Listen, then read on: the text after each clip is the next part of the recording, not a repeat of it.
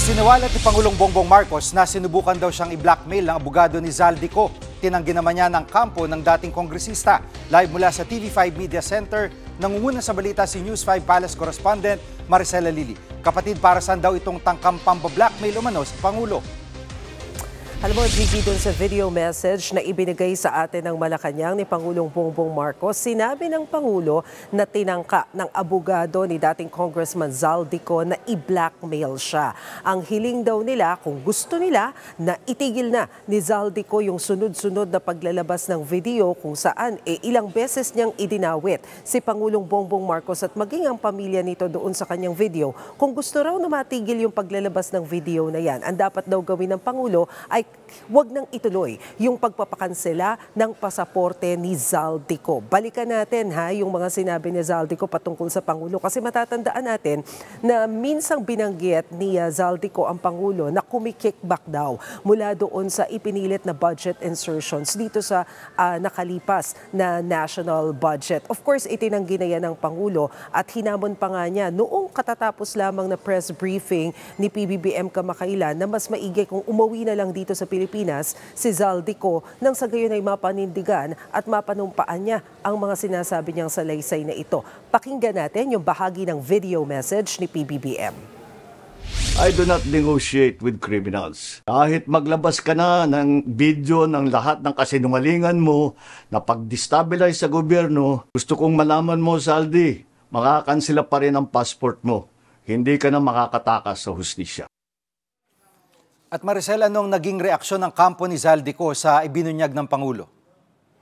Ngayong hapon, Gigi, nag-text sa atin ang legal counsel ni Zaldico na si Attorney Roy Rondain at pinabulaanan niya itong mga akusasyon na binitawan ni Pangulong Bongbong Marcos. Ang sabi ni Attorney Rondain, wala raw itong katotohanan, wala daw siyang kinausap na kahit na sino mula sa gobyerno para ipatigil ang pagpapakansela ng pasaporte ni Zaldico. Bukod dyan, wala rin naman daw siyang kontrol doon sa paglalabas ng mga video message ni Zaldico. Pero madagdag ko na rin lang, Gigi, doon sa video message kasi ni PBBM, maliban dyan sa pagsisiwalat niya na nagkaroon ng blackmail, etong kampo ni Zaldico para mapakansela o hindi matuloy yung pagpapakansela ng kanyang passport, nagbigay din ng update si PBBM tungkol doon sa ongoing investigation dito nga sa mga sinasabing anomalya sa flood control projects. At kanina sinabi niya na nakapag-issue nga daw yung Anti-Money Laundering Council ng 2 freeze order para maipa-freeze yung mga assets na may kinalaman dito sa sinasabing anomalya. Sa kabuuan, nasa 12 bilyong piso na raw yung halaga nitong mga frozen assets na ito. Kabilang na rin dyan yung mga air assets ni Zaldico na may kabuuang halaga na 4 billion pesos. At Maricel, naglabas ng bagong video si Zaldico at may aligasyon siya laban kay First Lady Liza Marcos. May reaksyon na ba Malacanang dito?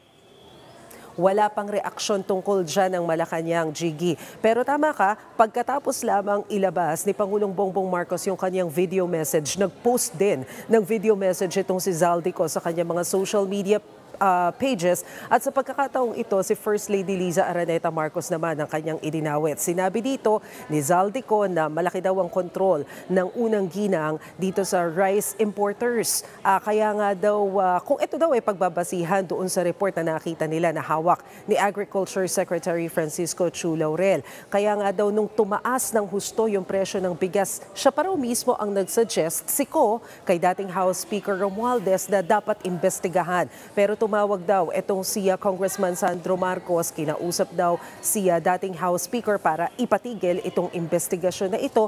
Napagsabihan pa nga daw si Secretary Chu Laurel na bakit nadidiin pa si FL dito sa usapin ng rice smuggling. Hindi lang yan, Gigi, dahil ang sinasabi rin ni Zaldico, maging yung importation daw ng sibuyas na dawit itong si First Lady Liza Marcos. Malaki rin daw ang impluensya dyan ni FL kung bakit hindi natuloy ang investigasyon ng 2022 dahil mismong kapatid daw niya na si Martin Araneta ang involved dito. Gigi?